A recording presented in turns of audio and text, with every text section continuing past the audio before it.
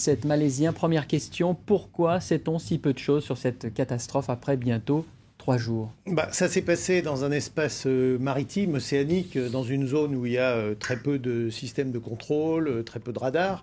Donc évidemment, c'est moins facile que lorsque ça se passe au-dessus des terres et au-dessus des régions les plus habitées et surtout les plus modernes, comme en Europe, aux États-Unis, où il y a des centres de contrôle partout. Néanmoins, on commence à avoir quelques informations sur l'emplacement où pourrait se trouver, en tout cas où a disparu cet avion, puisqu'il y avait quand même un certain nombre de liaisons entre l'avion et des systèmes au sol, et a priori, il était à peu de choses près sur la route qui était prévue, d'après les informations qui viennent de me parvenir. Donc maintenant, est-ce que cet avion a été détourné ou est-ce qu'il a été accidenté? Je veux dire, détourné, c'est-à-dire est-ce qu'à partir de là, on a coupé des systèmes d'information qui permettent de transmettre sa position et puis il a continué à naviguer vers une région que je ne connais pas?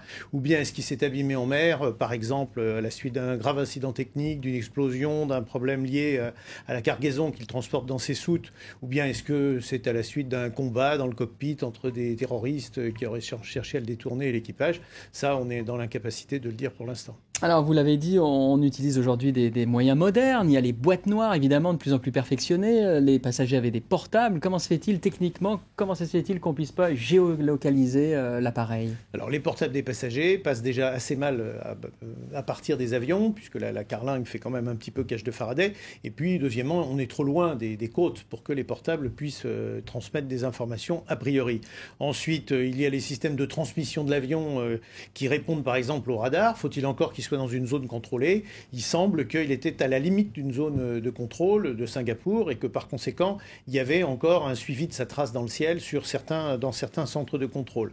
Et puis, il y a les systèmes de transmission technique qu'on appelle les ACARS, dont on avait parlé lors de la catastrophe de l'Airbus 330 Air France, Rio-Paris, qui peut-être ont transmis des informations, mais celles-là, on ne les a toujours pas. Et enfin, il y a quelque chose qui existe. Vous avez peut-être un portable moderne avec dessus des petits logiciels comme Flight Radar 24 ou des choses comme ça, qui reçoivent les informations qui sont transmises par les avions et qui permettent d'avoir aussi, comme les radars au sol, un certain nombre de sources d'informations. Mais vous, personnellement, le spécialiste, il n'y a pas des choses qui vous étonnent? 3 jours après, 239 personnes qui se volatilisent comme ça Écoutez, le dernier exemple qu'on a en tête, c'est il y a 5 ans, la F447, le vol d'Air France. Rio-Paris. Entre le moment où il transmet sa dernière position à 2h10 et le moment où l'avion n'existe plus à 2h14, il s'est écoulé 4 minutes. Ensuite, il a fallu 6 jours de recherche avec beaucoup de moyens pour retrouver les débris de l'avion. Et ensuite, il a fallu 2 ans avec des moyens considérables et très coûteux pour récupérer les enregistreurs de vol, les fameuses boîtes noires au fond de l'océan. Donc, voyez-vous,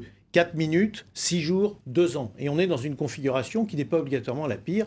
Il y a des cas où des catastrophes se sont produites et où on a mis beaucoup plus longtemps que ça pour retrouver l'épave d'un avion et les boîtes noires. On voit que la piste terroriste est loin d'être abandonnée. Est-ce que la dislocation de l'appareil a pu être causée par l'explosion d'une bombe? Alors, l'explosion d'une bombe ou l'explosion d'un élément de cargaison. On a vu des avions disparaître parce qu'ils transportaient des bonbonnes d'oxygène et que l'une des bonbonnes avait explosé en vol. On a vu un Boeing 747 de South Africa disparaître en mer parce qu'il transportait des feux d'artifice qui ont pris feu pendant le vol et qui ont provoqué une explosion et donc une perte de l'avion sans message de détresse. On a vu des avions disparaître suite à une bombe terroriste comme un Boeing 747 d'Air India. Donc, si vous voulez, toutes ces hypothèses sont possibles. Un avion peut... C'est extrêmement rare disparaître subitement. C'est a priori plutôt pour une cause externe, une cause terroriste ou quelque chose comme ça. Mais il y a eu des cas où c'était la cargaison, où c'était un grave incident technique ou un incident technique mal géré ou mal maîtrisé, comme ça a été le cas pour l'Airbus 330. Merci Michel Polacco d'être venu sur le plateau de France 24. Tout de suite sur le net et on commence justement par l'émotion des internautes après la disparition du vol Kuala Lumpur-Pékin. Pray for MH370